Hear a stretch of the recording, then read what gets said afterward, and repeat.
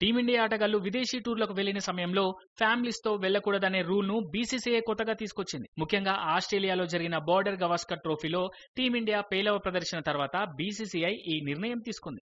తాజాగా విరాట్ కోహ్లీ ఈ విషయంపై స్పందించారు. తన అసంతృప్తిని వెళ్లగక్కారు. ఏ ఆటగాడిని అడిగినా కుటుంబంతో ఉండాలనే చెబుతారు. ఏదైనా మ్యాచ్ లో సరైన ప్రదర్శన చేయనప్పుడు మనం ఒంటరిగా ఫీల్ అవుతాం. ఆ సమయంలో మన ప్రియమైన వారు అంటే కుటుంబ సభ్యులు మనతో ఉంటే ఆ బాధ నుంచి బయటికి వస్తాం. సరిగ్గా ఆడకుంటే రూమ్ లోకి వెళ్లి ఒంటరిగా కూర్చొని విచారించడం నాకైతే నచ్చదు. దాని నుంచి బయటికి రావాలి.